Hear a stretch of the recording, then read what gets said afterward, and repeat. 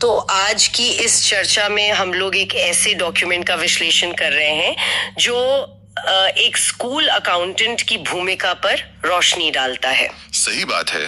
और ये भूमिका असल में काफी जटिल है। बिल्कुल।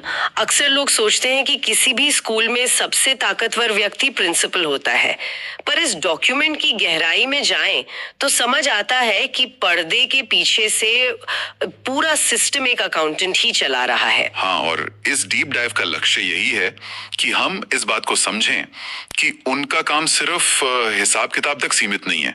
वो सिर्फ नंबर्स नहीं मिला रहे हैं। मतलब एक ही इंसान करोड़ों का बजट भी बना रहा है और दूसरी तरफ एकदम बारीक क्लरिकल ड्यूटीज भी संभाल रहा है, जो कि सच में बहुत हैरान करने वाली बात है। जब हम प्रशासन को देखते हैं तो वो प्रिंसिपल के एक रणनीतिक सलाहकार होते हैं। यानी एक सलाहकार। तो इसको थोड़ा विस्तार से देखते हैं। डॉक्यूमेंट बताता है कि अकाउंटेंट का स्कूल के कार्यालयों पर सीधा सुपरवाइजरी कंट्रोल होता है। एकदम सीधा कंट्रोल। वो कोई आम क्लर्क नहीं है जो सिर्फ डेटा फीड कर रहे हैं। नहीं, बिल्कुल नहीं। वो एडमिनिस्ट्रेशन, स्टोर और फाइनेंशियल मामलों में प्रिंसिपल को सीधे सलाह देते हैं और बड़े फैसलों का हिस्सा होते हैं। और यहाँ जो सबसे आकर्षक बात है ना, वो है उनका बजट पर कंट्रोल। हाँ, बजट तैयार करना उनकी सबसे बड़ी जिम्मेदारी है। साथ ही मासिक और वार्षिक अकाउंट्स बनाना भी, जिससे तय होता है कि स्कूल में अगले साल क्या नया आएगा। सही कहा। यानी संस्था का भविष्य और उसकी फाइनेंशियल हेल्थ इन्हीं की प्लानिंग पर टिकी है। पर इनका प्रभाव सिर्फ पैसों पर नहीं है, स्टाफ पर भी उतना ही गहरा असर है। जैसे डॉक्यूमेंट में खास तौर पर बताया गया है कि स्टाफ की सर्विस बुक्स और उनकी पर्सनल फाइल्स। हाँ, और लीव अकाउंट्स मेंटेन करना।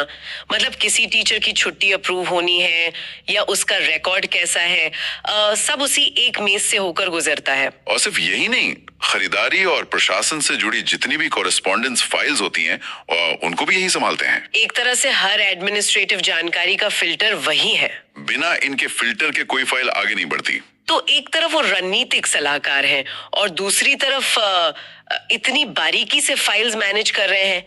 एसेट और प्रॉपर्टी रजिस्टर मेंटेन करना भी इन्हीं का काम है। एसेट रजिस्टर और स्टैंप और डिस्पैच अकाउंट का ध्यान रखना भी इन्हीं के जिम्मे है, जो कि अपने आप में एक फुल टाइम जॉब जैसा लगता है। बिल्कुल। और यहाँ कंप्लायंस का सबसे अहम हिस्सा आता है, जैसे नेस्टिस और दूसरे सरकारी विभागों को समय पर डिडक्शन भेजना। अगर रीजनल ऑफिस या हेडक्वार्टर्स को समय पर रिटर्न्स नहीं गए तो बड़ी प्रॉब्लम हो सकती है। बहुत बड़ी प्रॉब्लम। स्कूल की पूरी रेपुटेशन दांव पर लग सकती है।